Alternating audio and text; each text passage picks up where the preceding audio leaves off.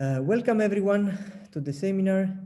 Today the speaker is Francesca Tripaldi. She will talk about the Rumin complex on nilpotent Lie groups and applications. Please, Francesca, go ahead.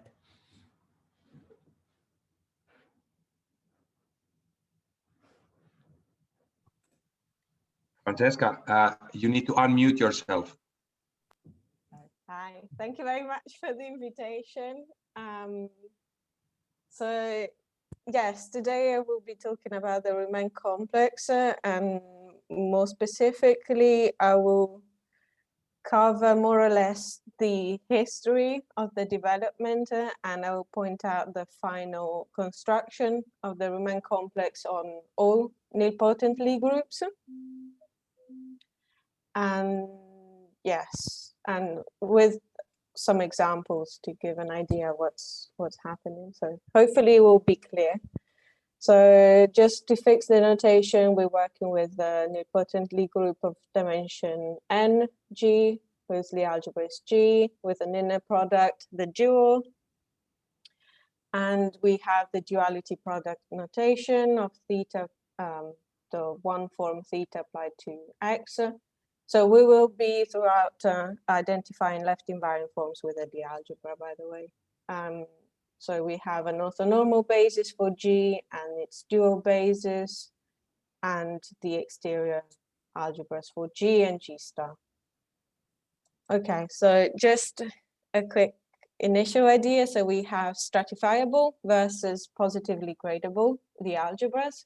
So stratifiable Lie algebra is usually what Riemannian geometers work with, so cardinal groups. So a stratification is just a direct sum decomposition for which the first layer generates everything, basically, or otherwise you can see it as the bracket is equal. So V1 with Vj is equal to Vj plus 1. And this is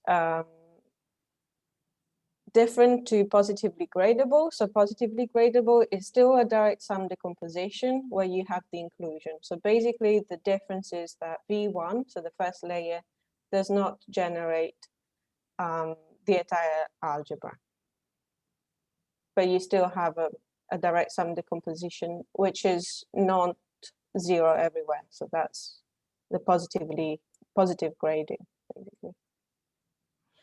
So an example, so we'll be working with these two examples. So this is a stratifiable Lie algebra. So this is basically Engel times R2.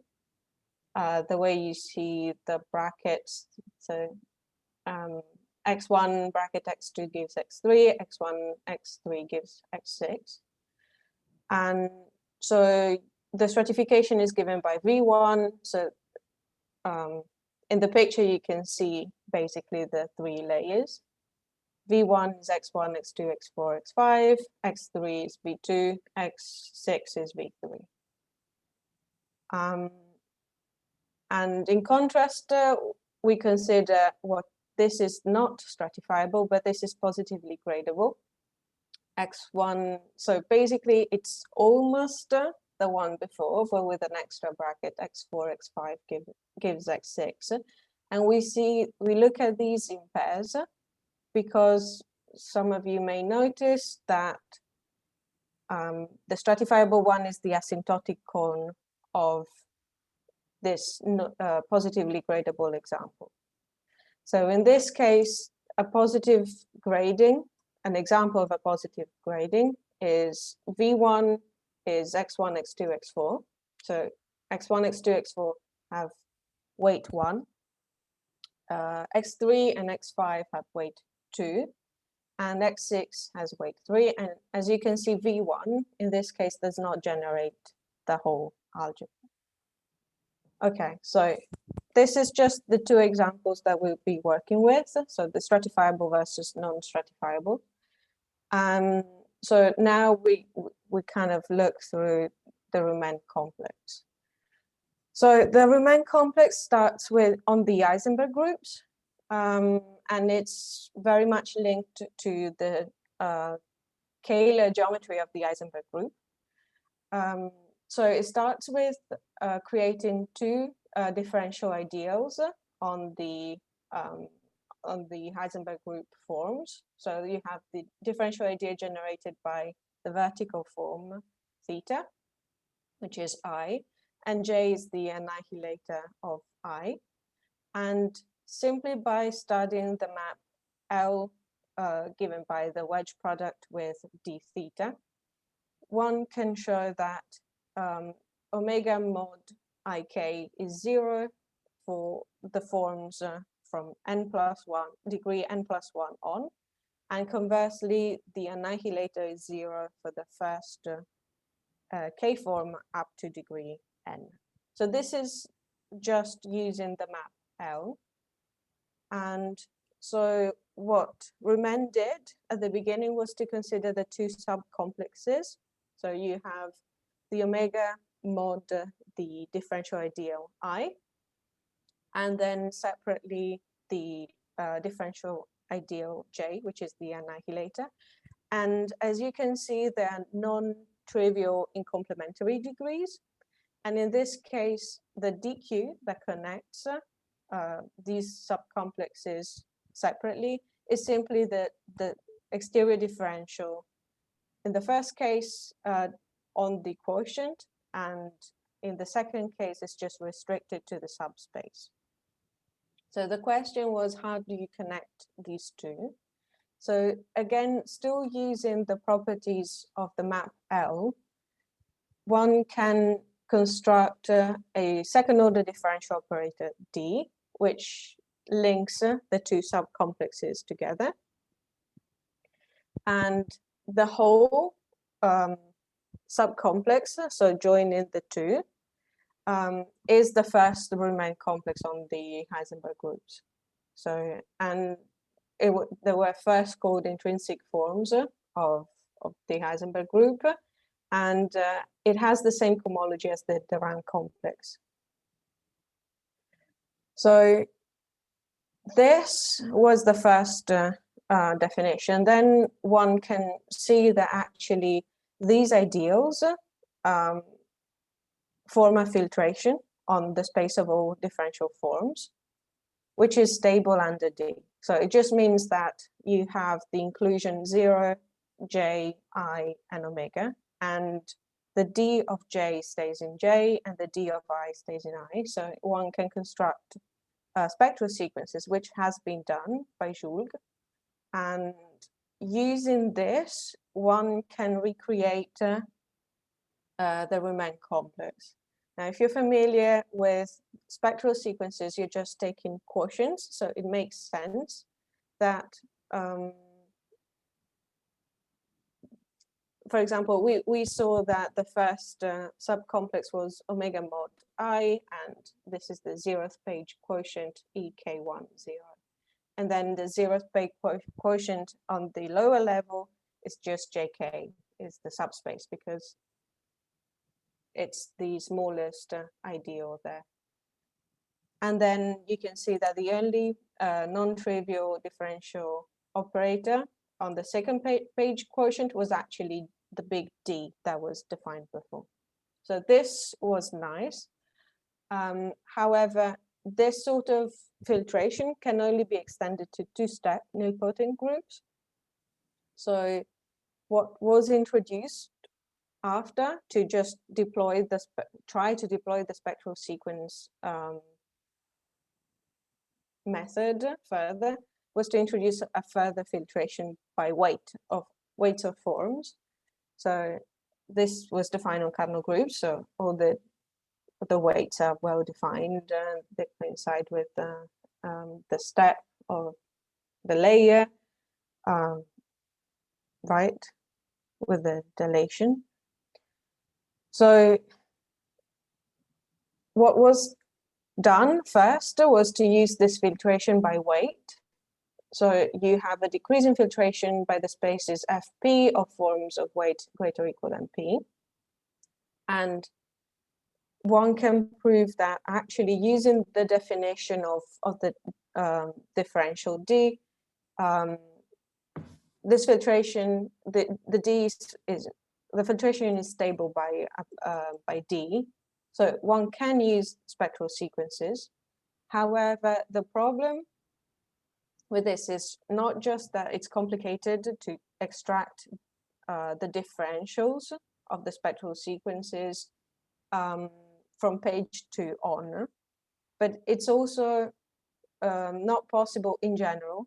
Maybe some cases, yes, but in general, it's not possible to consider the intrinsic forms as subspaces, only as quotients. So it's not really ideal to take the spectral sequence to construct the Rumin complex. So what has been done was actually just introduce a metric on G, and you define D0 as the part of the differential that keeps the weight constant.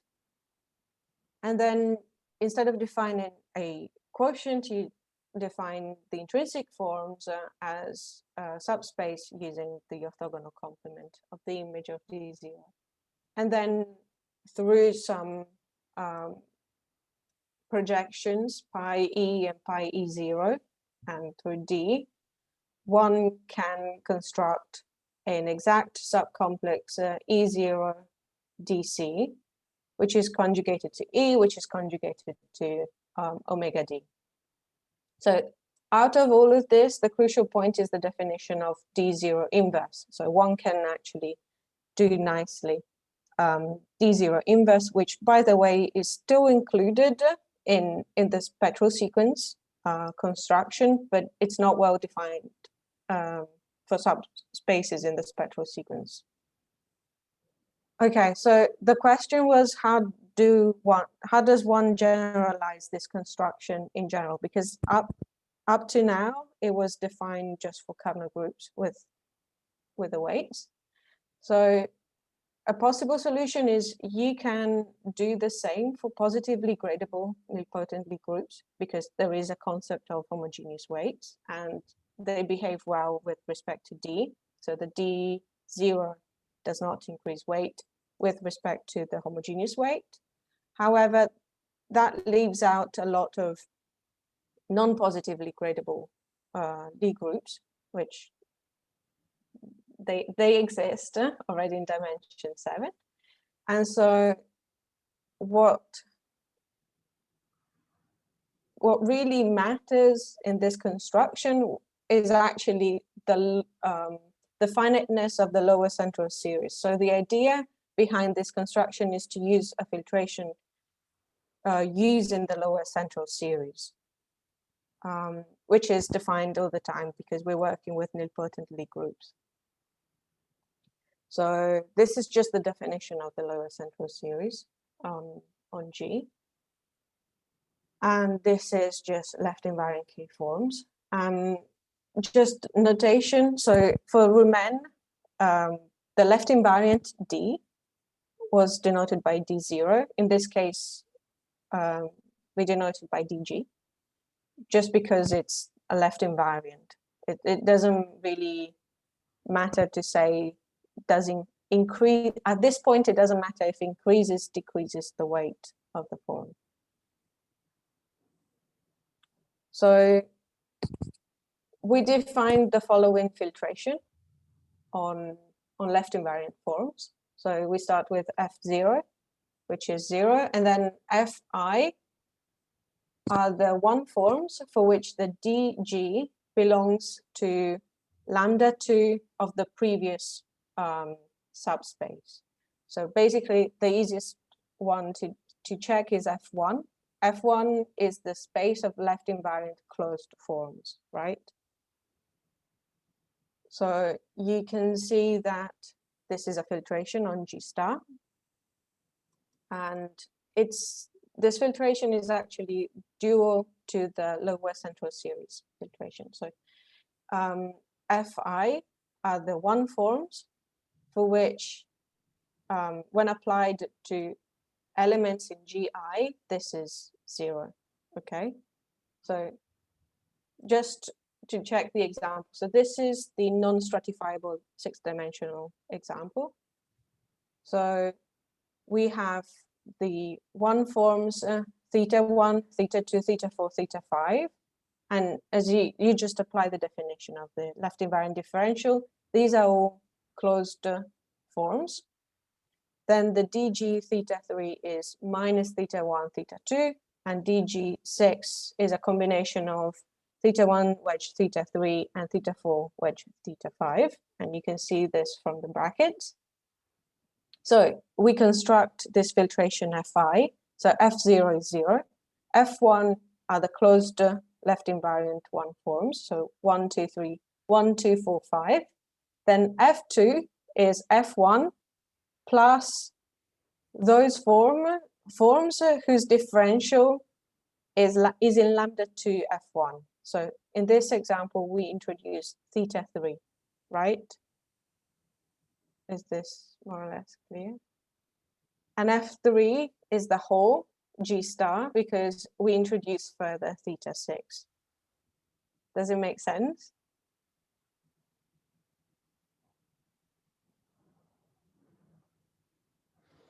Can you show again the definition of this F?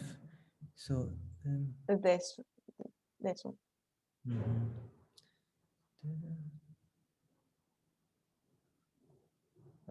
Whose dg is in lambda 2 of the previous one. So it's an increase in filtration, right?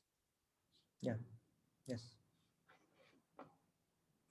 Okay, so just to relate it to the lower central series, so G0 is G, G1 is G bracket G, and so on. And actually, so we have already computed F1 is theta 1, theta 2, theta 4, theta 5. And we can see that F1 applied to G1 is always 0, right? And F2, this is just computational, but yeah, it just makes sense to relate F1 with the lower central series, especially when we work with DG. Okay, so everything we've said so far is extendable to smooth forms.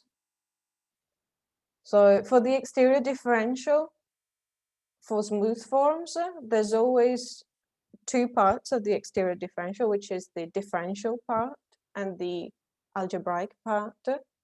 So the differential part is the first. I'm looking at the final here sum. So you have a df j wedge theta j, and then you have an algebraic part with the dg that we've already seen before, just by definition, right? So this, yes, so this is just the expression of the dg in general for smooth forms. And we extend, so before I was just using fi on left invariant forms, now we use the fi's on smooth forms, same story. Okay, so now we are ready to define weights, new weights. So in this redefinition of weights, we're not considering homogeneous weights at all. So I call them asymptotic weights, and it's just to link a form to the fi that it belongs to. So we're just decomposing, we're just introducing a direct sum decomposition of G star based on FIs, on the incremental steps of the FIs, basically. And we just say that a form belonging to WI has asymptotic weight I. That's it. So do I have an example? Yes. So in this case, before, so F0 is 0. F1 was the closed to 1 forms. So those have asymptotic weight 1. And then F2, the added one is theta 3. So this means that theta 3 has weight 2, asymptotic weight 2. And for F3 is everything. So we have an extra theta 6. So the weight of theta 6 is 3. Right? And by definition of the asymptotic cone, basically one can see that actually, why am I calling them asymptotic weights? It's just relating the non-stratifiable nilpotent group to its asymptotic cone. So the asymptotic cone is defined with quotients. In this case, we were not defining it with quotients, but with orthogonal complement, but it's the same construction. And actually, by definition of the stratification, one can see that if it's stratifiable, then the weights, the asymptotic weights and the weights in the homogeneous sense coincide. Yes, so this is the idea for the asymptotic cone. So this is just to extend the concept of weight for H forms. So the main idea here, I don't know if it's worth going through the proposition, but basically the idea is that we use this concept of asymptotic weights to just use the same arguments that Rumin did for the dg.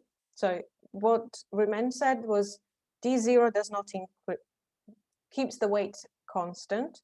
In this case, the dg does not increase weight.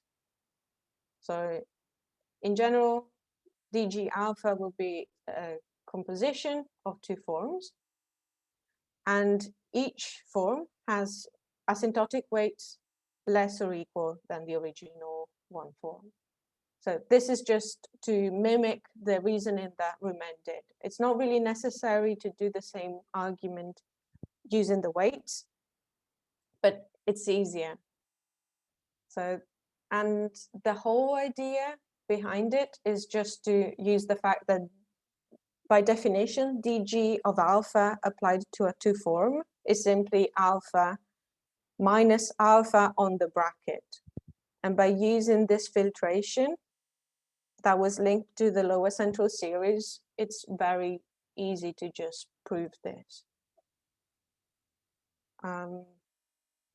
Yeah, I was thinking I wanted to go through some results after. So basically, yeah, that's the idea. We create a decomposition of D, just like Rumin did, by asymptotic weights. So the only thing that changes is the dg.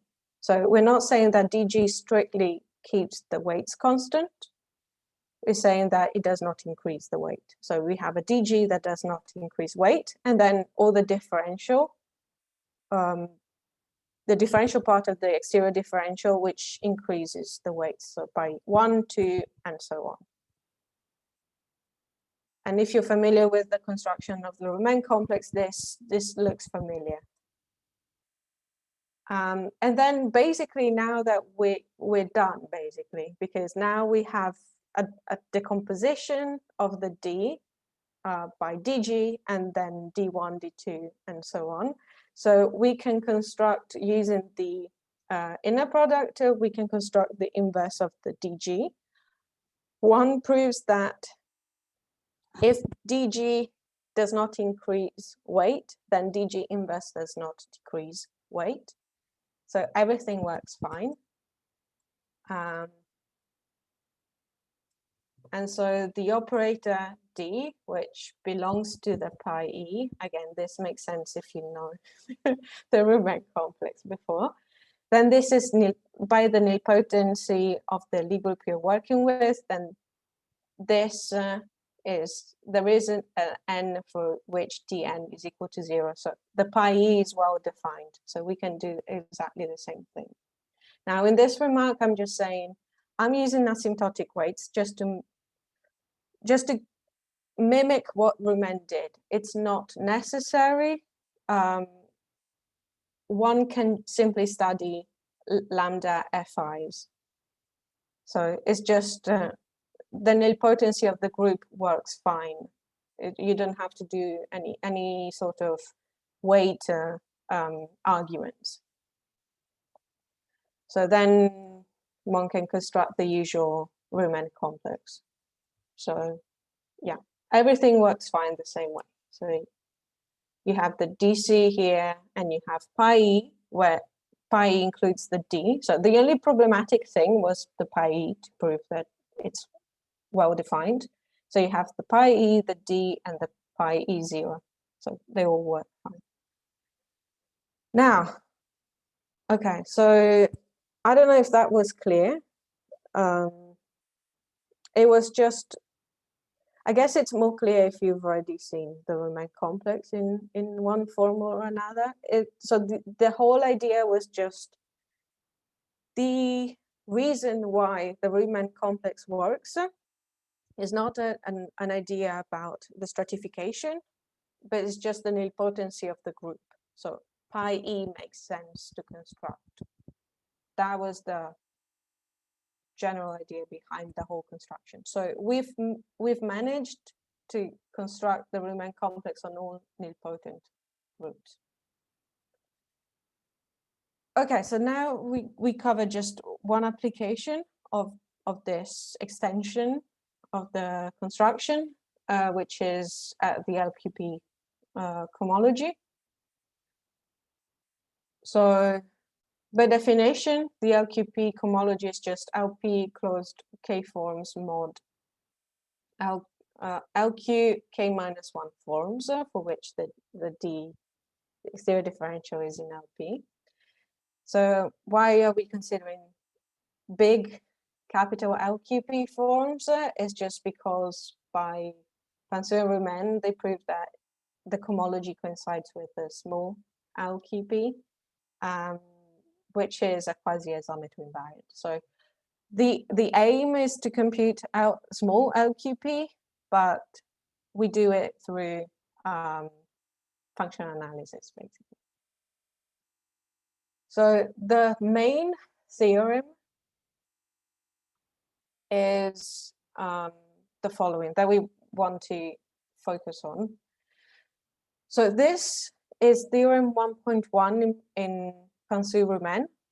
So it relates to kernel groups, especially the first point. So for if 1/p minus 1/q is greater or equal than this dn max over q, then the LQP cohomology is equal to 0. Now, this dn max is the maximal difference in weights between K forms and K-1 forms. So you have to extract the Rumin complex, you have to compute their weights, and then because the difference in weights is linked to the order of the DC of the Rumin differential between them, then you have this estimate. The second point instead considers D and min. So it's the minimal difference in weights between K forms and K-1 forms. And so in this case, in general, this is not sharp. So dn max is not the same as dn min. So there is a gap, so it's not the sharpest thing you can do, basically, but it's the best we have for the moment. So for point 2, so this was already done in Francesca-Rumin. So they show that actually the dn min is not really linked to the order of the DC, but just to the weights of the forms. So actually, if you apply another, maybe they introduced the example of the Engel group, for which you have this, the weights linked to the stratification, but you also have an extra positive grading. So you can interchange the positive grading instead of the stratifiable one, and maybe you can get a better dn min, basically. It's very vague, but maybe it's going to be more straightforward with an example after. But basically, they had already shown that you can put a different weight concept, as long as it's a homogeneous positive grading, to get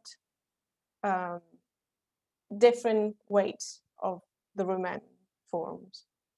And in this case, you can apply this homogeneous non-stratifiable grading for the non-vanishing result. So the second point of the theorem. So basically, maybe I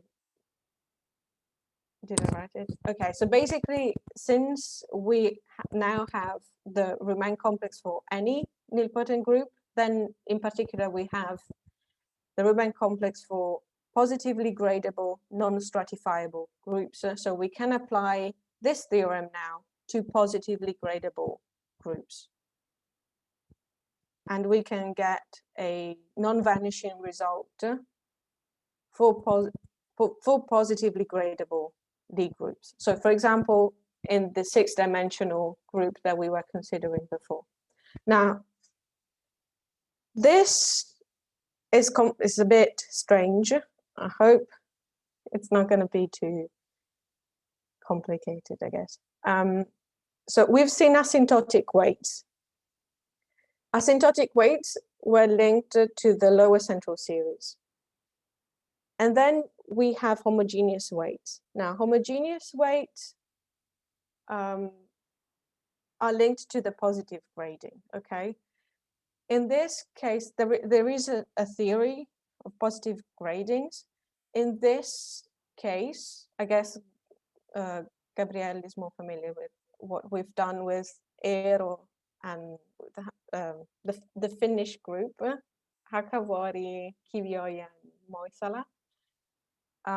But basically, in this case, we can have a lot of non-similar, non-relating positive gradings. So basically what I'm trying to point out here is that for this particular 6-dimensional nilpotent Lie group, we have V1 and V2, so two different positive gradings, two examples,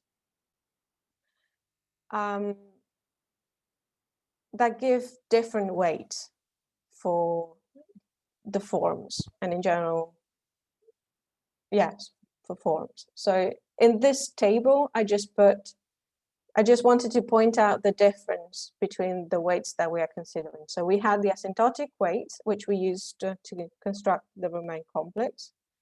And then we have two different sets of homogeneous weights that give a positive grading. And they are different in some way.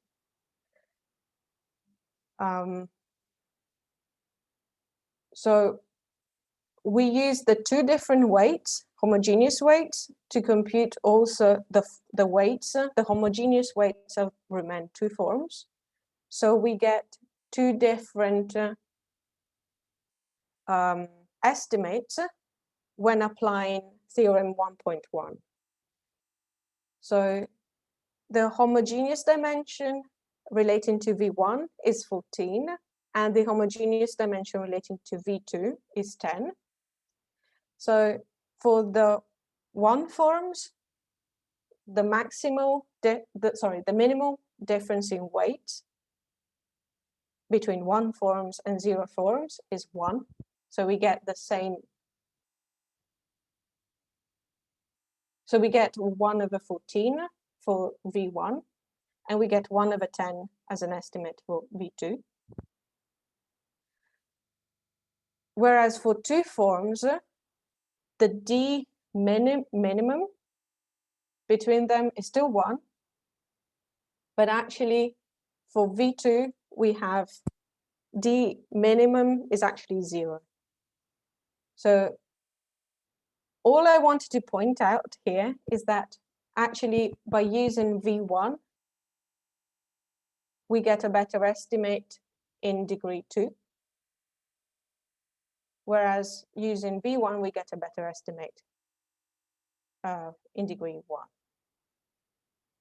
I know it's a lot of gradings and computations that I probably didn't show, but basically it's just to say you can play around with gradings to get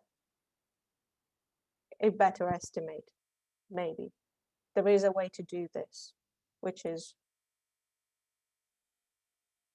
mathematical, I guess, and rigorous. But yeah, I didn't want to mention it here because it's already a lot with the Rumin complex. But we have, using gradings and the theory of gradings, one can get the optimal estimate playing around with positive gradings. That's the only idea I wanted to give. I know this was a lot. I'm sorry, it was a bit confusing, maybe. But yeah, that's what I wanted to say. Thank you.